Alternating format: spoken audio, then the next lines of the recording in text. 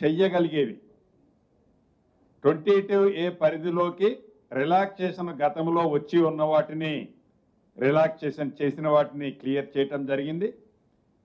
కొన్ని చోట్ల ఒక 3, 4, 5 ఈ స్లాట్లు బుక్ చేసుకున్న వాళ్ళు కూడా అవి దేవాదాయ భూముల కింద అదే రకంగా భూదాను భూముల కింద ఉన్న కారణంగా ముఖ్యంగా మేడ్చల్ రంగారెడ్డిలో ఇవి రెండు ఉన్నాయి.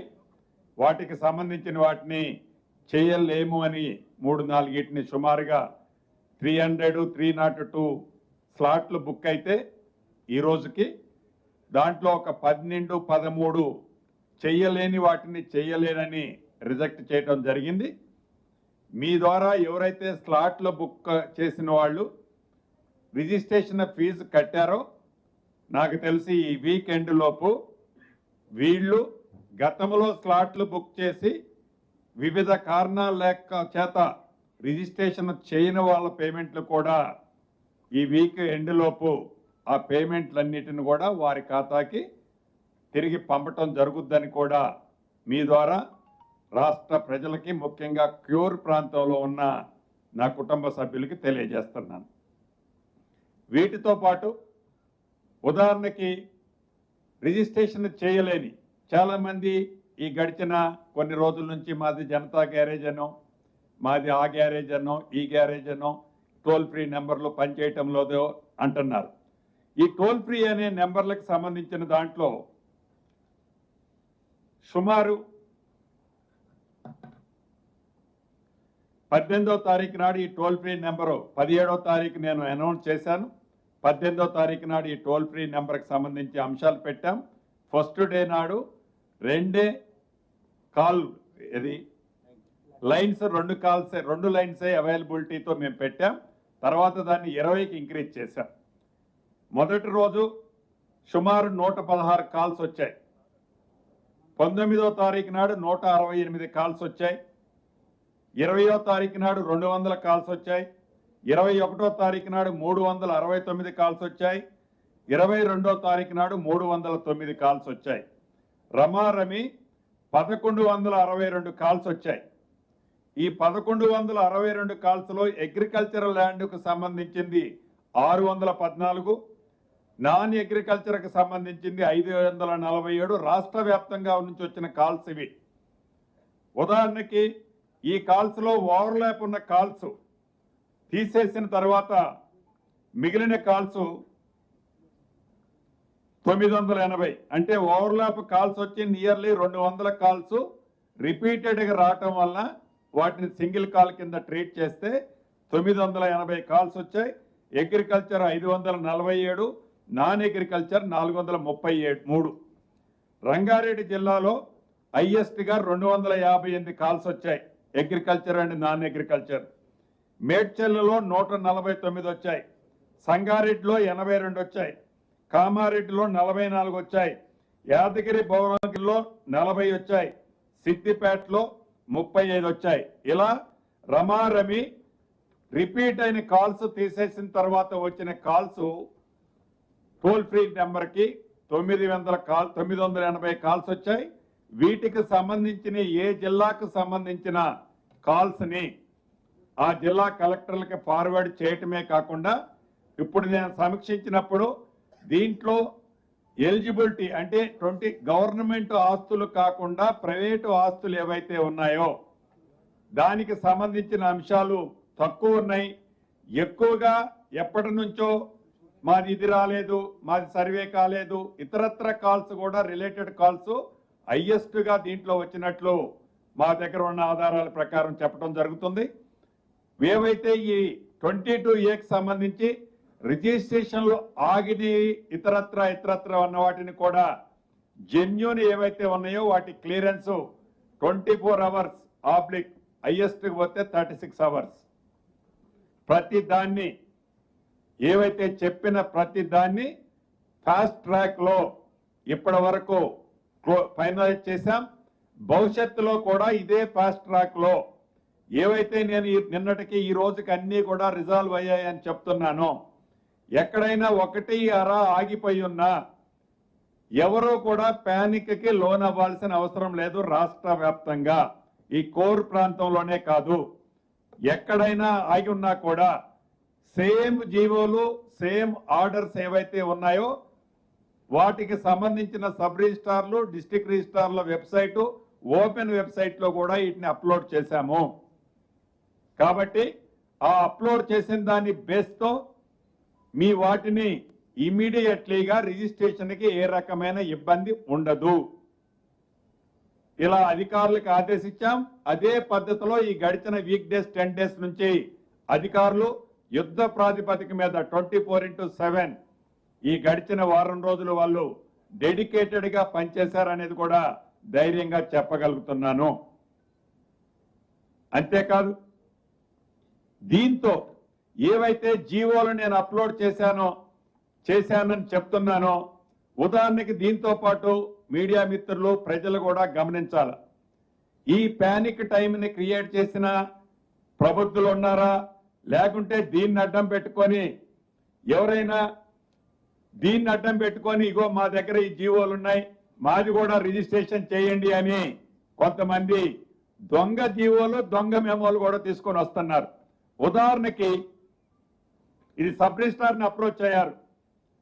22/4/2026 డేట్తో డిస్ట్రిక్ట్ కలెక్టర్ మేడ్చల్ సంతకం పెట్టాడని ఇదిగోండి ఒక మెమోని ఈ ల్యాండ్ క్లియర్ చేశారు, దీన్ని మీరు మనకి ఎందుకు రిజిస్ట్రేషన్ చేయరని అడుగుతున్నారు.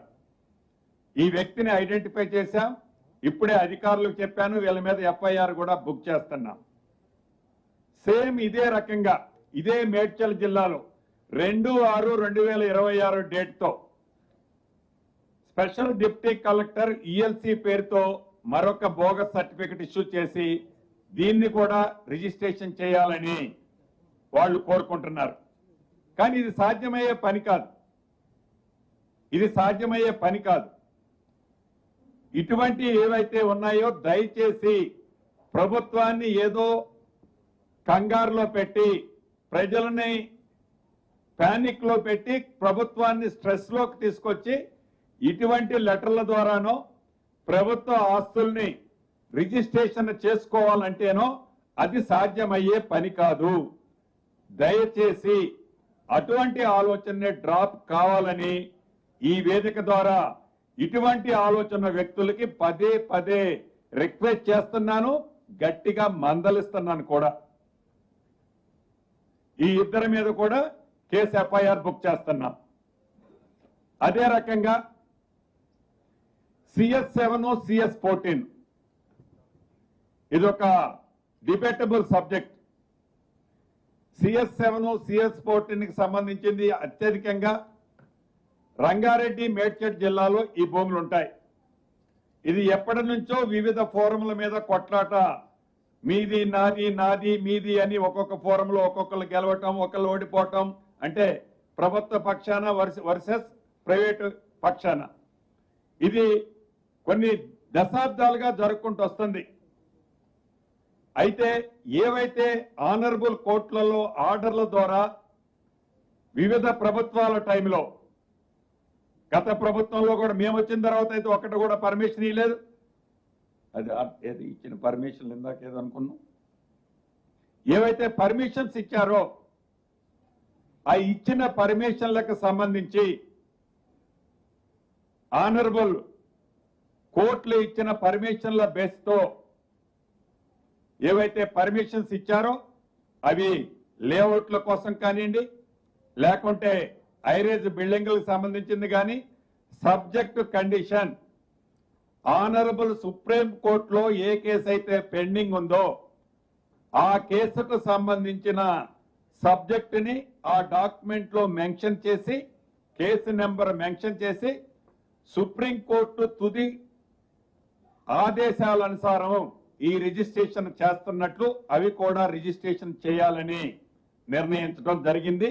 Subject condition honourable supreme court order.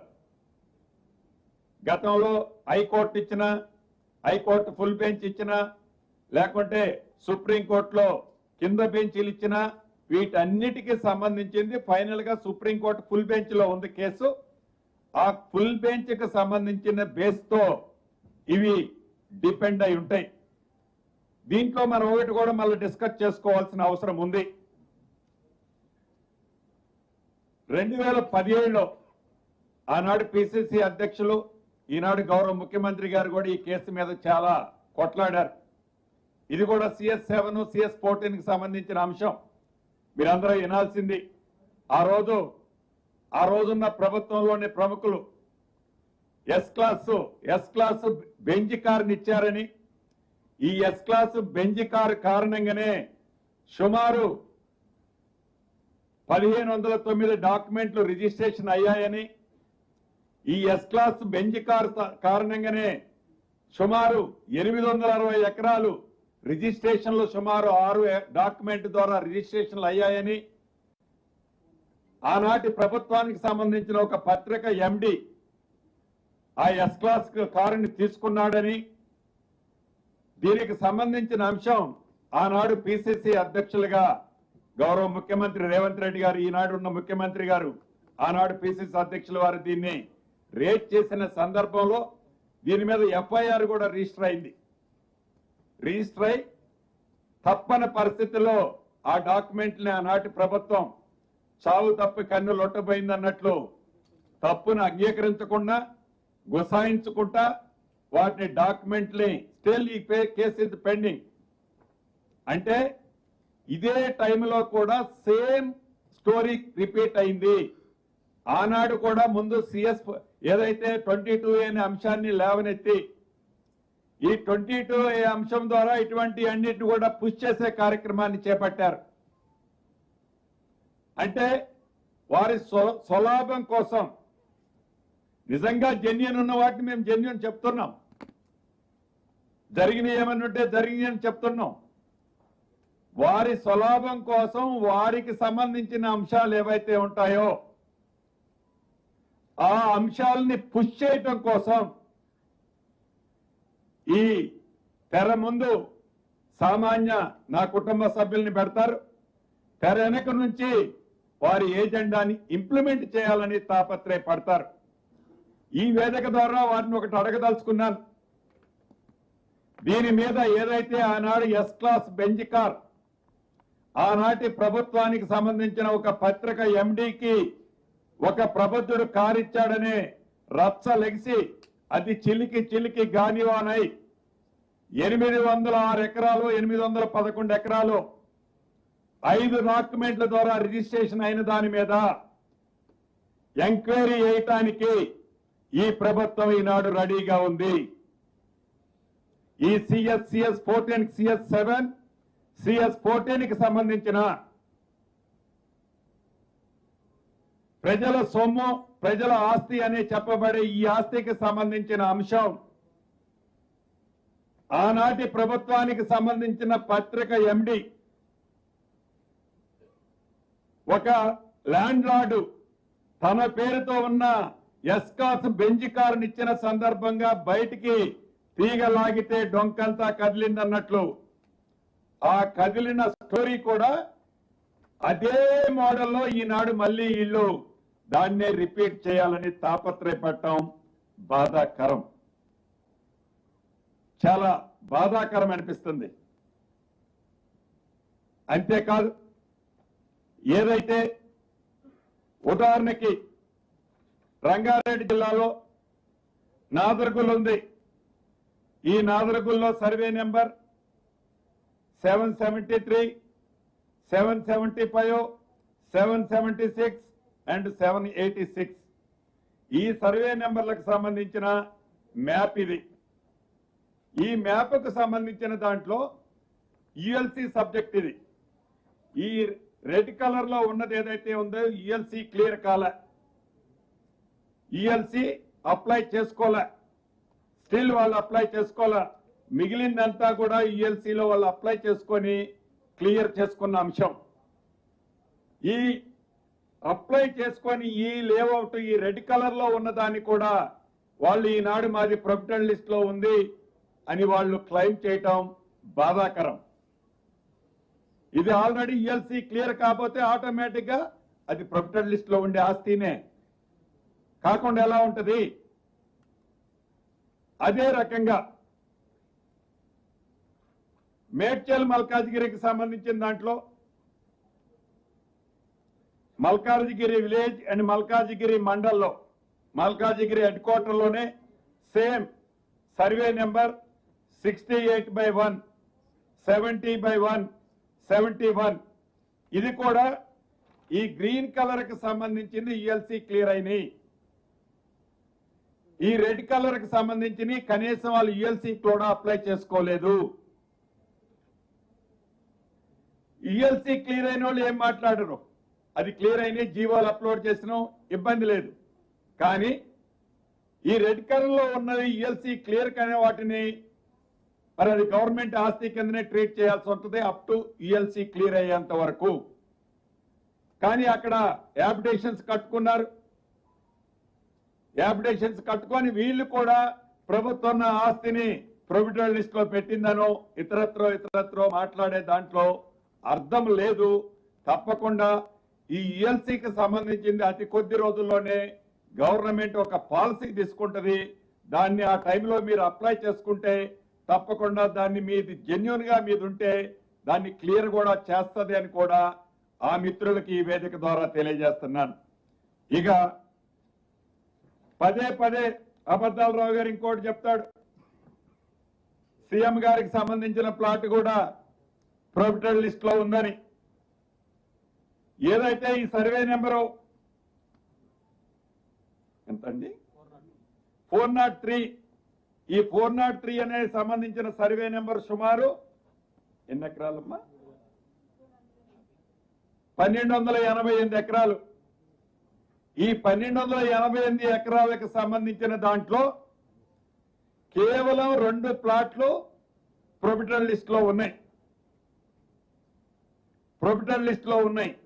Yes, ఈ ప్రొవిడెంట్ లిస్ట్ లో ఉన్నదాన్ని డిమార్కేషన్ చేసే దాంట్లో ఏదైతే దీదాన్ కలెక్టర్ గారు, ఇప్పుడు ఈ కలెక్టర్ గారు కాదు పాత కలెక్టర్ గారు ఉన్నప్పుడు ఆనరబుల్ హైకోర్టు ఆదేశాల అనుసారం ఏదైతే అప్లోడ్ చేసేటప్పుడు ఈ సర్వే నెంబర్ నాట్ ఓన్లీ ముఖ్యమంత్రి గారు ఈ సర్వే నెంబర్ ని మొత్తాన్ని లైక్ భువనగిరిలో పెట్టినట్టు ఈ సర్వే నెంబర్ మొత్తాన్ని ప్రొవిడెంట్ లో సింపుల్ గా 2 ప్లాట్ల గురించి పెట్టారు. ఆల్రెడీ వాటిని రెక్టిఫై చేశాం. దీంట్లో ముఖ్యమంత్రి గారిదే కాదు, నాదే కాదు, ఆ లిస్టు ప్రకారం అందరం ఉన్నట్టు. అవన్నీ ఓన్లీ ఉన్నది 2 ప్లాట్లు ప్రొవిడెంట్ లిస్ట్ కి సంబంధించి. ఈ 1600 చిల్లర ఎకరాలను కూడా ఆ సర్వే నెంబర్ మొత్తం మెన్షన్ చేయటాన అది కరెక్షన్ చేశాం. ఒక ఎగ్జాంపుల్ జరిగిందని చెప్తున్నాను. అదే రకంగా సంగారెడ్డి ప్రాంతంలో కొన్ని ప్లాట్లు ఉన్నాయి.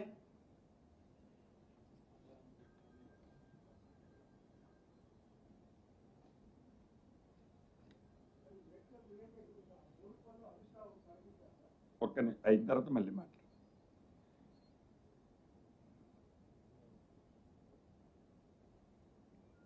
సంగారెడ్డి జిల్లాలో గుమ్మడిదల మండలం అన్నారం గ్రామంలో సర్వే నెంబర్ 172 భూమి ప్రభుత్వాన్ని. అదే విలేజ్ లో 173 ప్రైవేట్ ప్రాపర్టీ. అన్నారం గ్రామం గుమ్మడిదల మండలం సంగారెడ్డి జిల్లా సర్వే నెంబర్ 172 అది గవర్నమెంట్ ల్యాండ్. 173 private land. ఇక్కడ డిస్ప్యూట్ ఏం లేదు. కానీ 173 ప్రైవేట్ నెంబర్ పేరుతో ఈ 172లో 173లోనే అన్ని పర్మిషన్లు ఉంటాయి.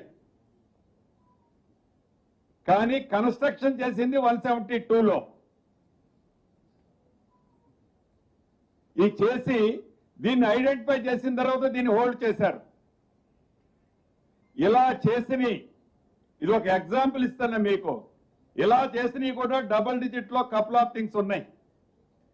ఇలా ఏమి ప్రభుత్వం వాటిని పడగొట్టదు అనే డిబేట్ అది సపరేట్. కానీ దీన్ని ప్రొవిడెంట్ లిస్ట్ లో పెట్టకుండా ఏదైతే వాళ్ళు తీసుకున్న సర్వే నెంబర్ పట్టా భూమి సర్వే నెంబర్కి సంబంధించిన దాంట్లో కట్టకుండా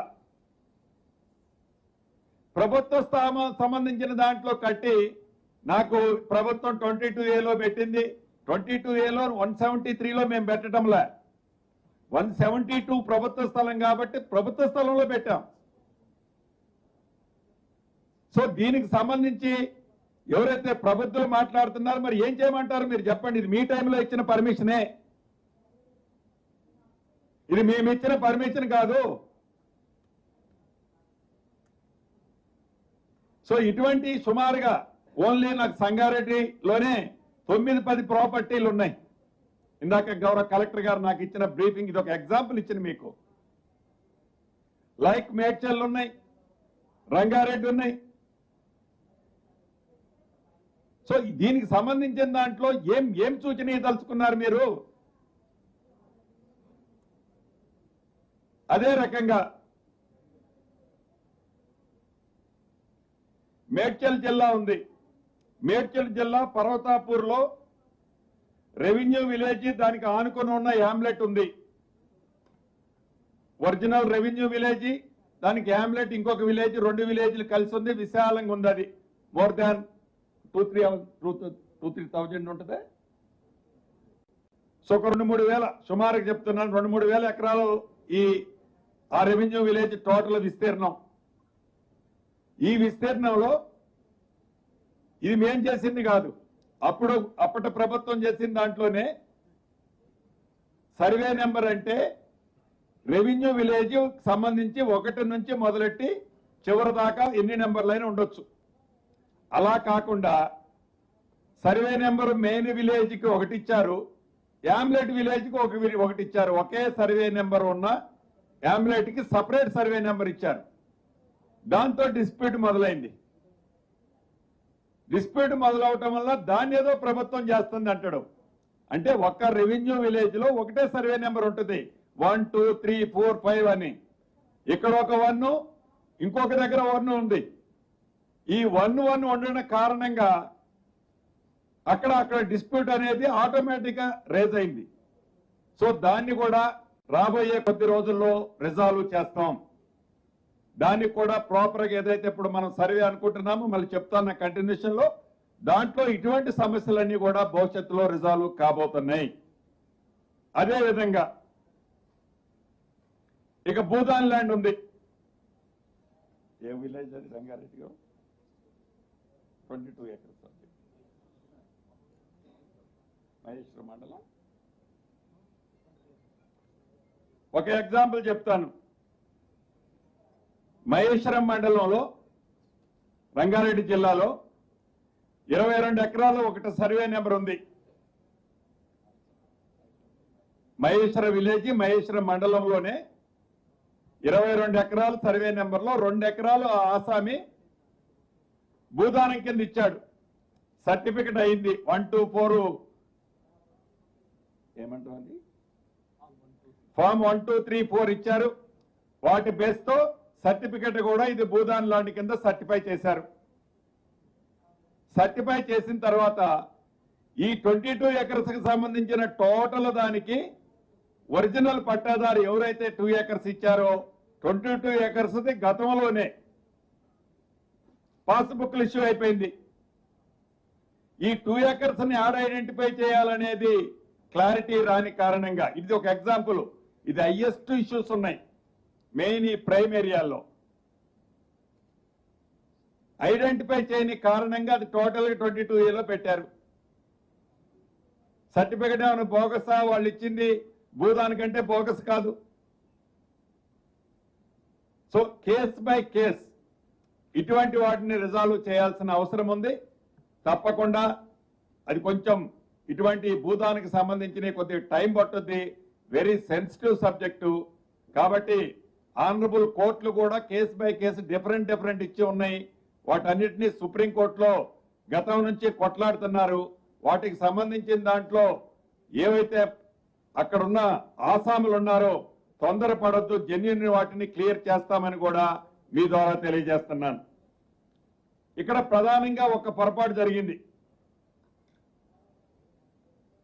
మన పక్క నైబర్ స్టేట్లు చూస్తే సర్వే మీద ఫుల్ ఫోకస్ పెట్టి సర్వే చేస్తే ఈ సమస్యలన్నీ పరిష్కారం అవుతాయని అటు కర్ణాటక కానివ్వండి, ఇటు మహారాష్ట్ర కానివ్వండి, పక్కనున్న ఆంధ్రప్రదేశ్లో కూడా పార్టీ కొంత చేశారు.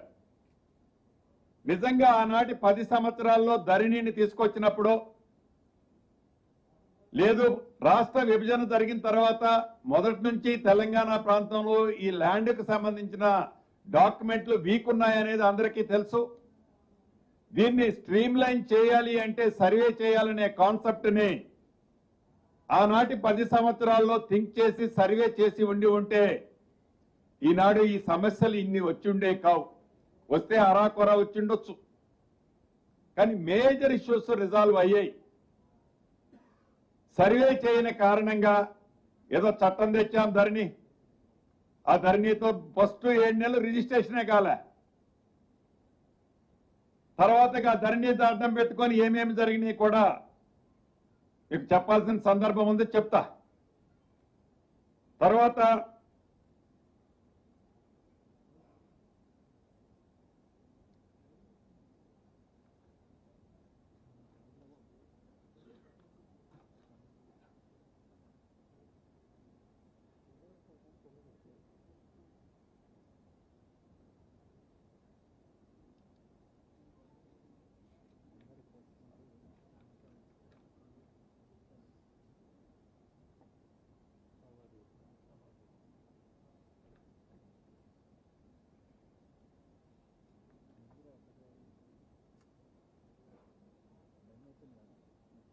అదేది మేజర్ మెదక్లో అది ఇందాక అనుకున్నాగా సంగారెడ్డి మెదక్.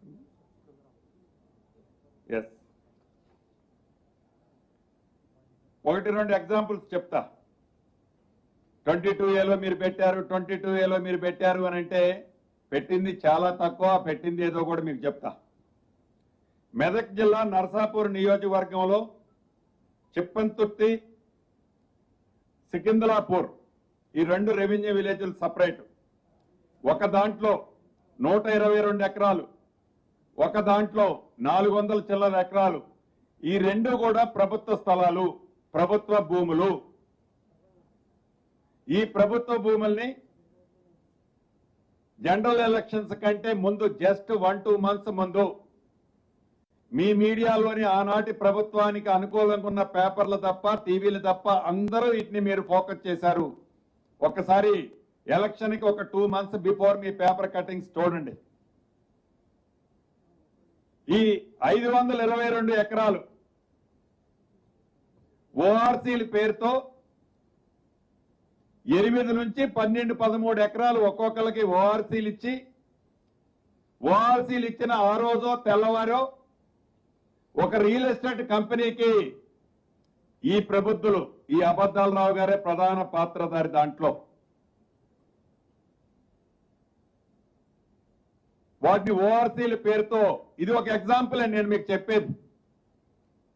అదే రకంగా సేమ్ పక్క జిల్లా సంగారెడ్డి జిల్లా పోతిరెడ్డిపల్లి విలేజ్, రెవెన్యూ విలేజ్. ఈ పోతిరెడ్డిపల్లి రెవెన్యూ విలేజ్ లో కూడా సైజబుల్ గా మోర్ దాన్ ఒకే విలేజ్ లో ఒక 7-8 సర్వే నెంబర్లలో 1958 అంటే 1958 యాక్ట్ ప్రకారం ఒక జీవో ఉంది. 58 ముందుకు అసైన్మెంట్ ఇచ్చుంటే దాన్ని అమ్ముకునే రైట్ ఉంది అనేది ఒక క్లాజ్ ఉంది. దాన్ని అడ్డం పెట్టుకొని ఈ ల్యాండ్ 1958కి ముందే అసైన్డ్ చేశారు అని వారి ఫైల్లో రాసుకుంటారు. 58కి ముందే చేసిన అసైన్మెంట్ పట్టాలు ఉన్నాయా అంటే గవర్నమెంట్ రికార్డు డాక్యుమెంట్ లో ఎక్కడా దొరకదు. కేవలం ఆ అబద్ధాలరావు గారు ఆ కలెక్టర్కి చెప్తాడు, ఆ కలెక్టర్ రాసుకొని వాటిని క్లియర్ చేసి వాటిని అమ్ముకొని టైటిల్స్ వాళ్ళకి, వేరే వాళ్ళకి, రియల్ ఎస్టేట్ వాళ్ళకి అమ్మారు. ఎస్, అది పేదోడు భూమి. అసలు అది అసైన్మెంట్ ఇచ్చిన ఆధారాలే లేకుండా మీరు 1958కి ముందు ఇచ్చిందని మీకు మీరు సర్టిఫై చేసుకొని ప్రభుత్వ స్థలాన్ని మీరు పేదోడికి అంటగడితే ఇస్తే మరి 22A పెట్టక దేంట్లో పెట్టాలి సార్?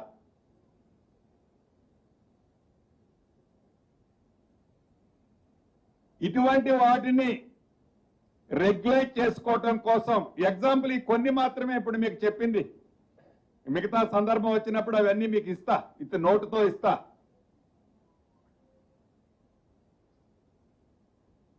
అదే రకంగా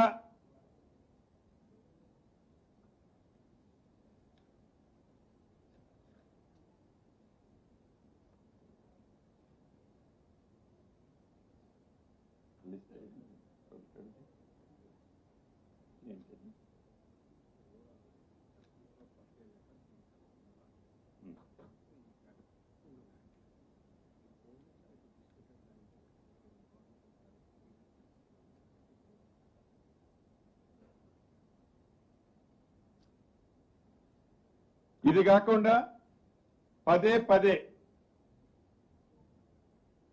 మిత్రులు వాళ్ళు ఏదైతే అభియోగం మోపుతుంటారో డీటెయిల్స్ కూడా మీకు మా సిసిఎల్ఐ గారు విత్ పేపర్స్ గా 2023 డిసెంబర్ 7వ తారీఖు నాటికి ఎంత ఏరియా ప్రొహిబిటెడ్ లిస్ట్ లో ఉంది,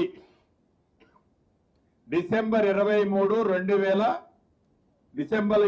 2023 నాటికి ఫారెస్ట్ ల్యాండ్ ఎంత ఉంది, వక్ఫ్ బోర్డ్ ల్యాండ్ ఎంత ఉంది, అదే రకంగా ఎండోమెంట్ ల్యాండ్ ఎంత ఉంది, అసైన్ ల్యాండ్ ఎంత ఉంది, ఇదన్నీ ప్రొహిబిటెడ్ లిస్ట్ లో వచ్చాయి.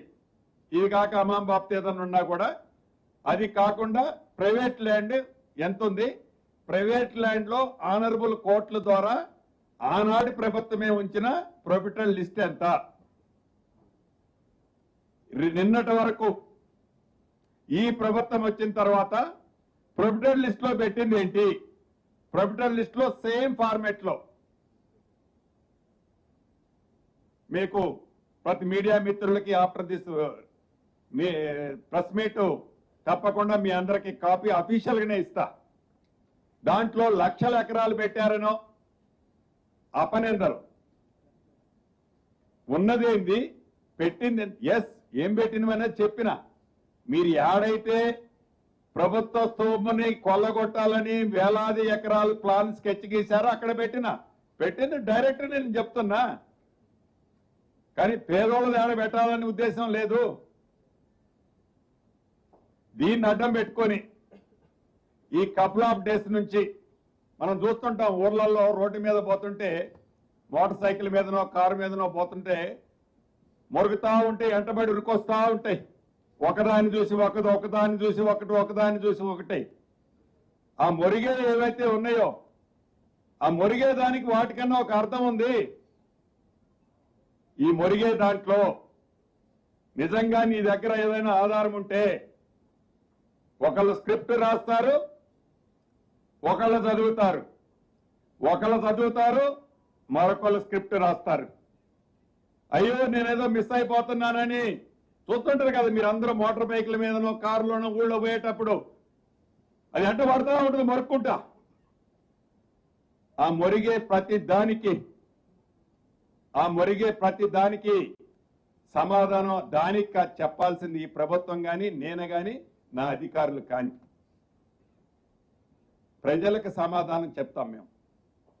ప్రజలకి బాధ్యతాయుతంగా సమాధానం చెప్పాల్సింది ప్రభుత్వం. ప్రజలకి పడికట్టు పదాలు 4 పట్టుకొని చెప్పిందే చెప్పని దాన్ని ఒక ఐటమ్ లాగా ఏదో చేసి పబ్లిక్ ని ప్యానిక్ చేసి పబ్లిక్ ని ఫ్రంట్ రోల్లో పెట్టుకొని మీరు ఏవైతే ఆటలు ఆడాలని చూస్తున్నారో ఆ ఆటలు ఈ ప్రభుత్వంలో నడవవు. మీ CS7 CS40కి సంబంధించింది మళ్ళీ అడుగుతున్నాను. మీరు అధికారంలో ఉన్న అప్పుడు మీ పార్టీ మీకు సంబంధించిన పేపర్ MDకి బెంజి కారు ఒక ల్యాండ్ లార్డ్ గిఫ్టీగా ఇచ్చిన సందర్భంగా తీగలాగితే డొంకంతా ఏదైతే కదిలిందో